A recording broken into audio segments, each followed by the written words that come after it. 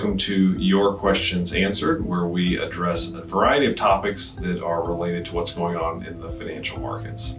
Today, we're going to talk about the equity risk premium. The equity risk premium is what you get paid as an investor for owning risky stocks instead of owning risk-free bonds. This is a premium that can be measured in the market at various different times. It's never fixed, it's never exactly set, but what it does is it gives you some sense of what type of return you should expect to earn over time. How is the equity risk premium calculated? There are two components to the calculation that we can observe in the financial markets, and then we apply math. The starting point is the forward PE ratio for the S&P 500.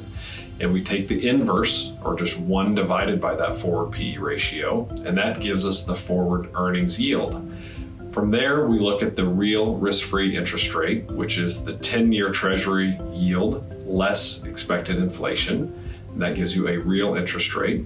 And once we have those two components, we take the forward earnings yield, we subtract out the real risk-free rate, meaning what is it that we can earn without taking any risk, and that delivers the equity risk premium. The equity risk premium is just the spread that you earn for taking on the risk of being a stock investor. So when we look at what's happened in the market so far this year, we've seen a pretty significant drawdown in the value of the stock market. And what we did is we broke it down into the components of that drawdown. So if you go back to December 31st of last year, the S&P 500 was trading at 22.1 times its forward earnings. So it gave it a 22.1 PE. If we take the inverse of that, or just take 1 divided by the forward PE, that gives us what the forward earnings yield is for the S&P 500.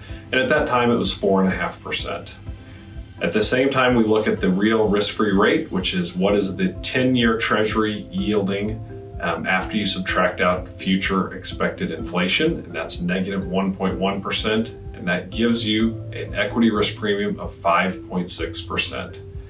Now let's fast forward to June of this year, and the market's obviously sold off. The current forward PE ratio is 15.9 times, and if we take the inverse of that, that gives us a forward earnings yield of 6.3%. We then look at what's happened in interest rates, and this has been the big move that's taken place. The real risk-free rate has moved up to 0.7%. So when we do the math and we subtract the real risk-free rate from the forward earnings yield, we end up with an equity risk premium of exactly the same, 5.6%.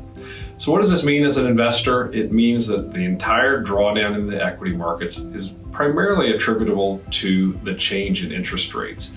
It hasn't incorporated concerns about future recession or concerns about what's going on in Ukraine or concerns about China lockdowns. And so the expected spread or the expected equity risk premium that you're earning is exactly the same as it was at the end of last year.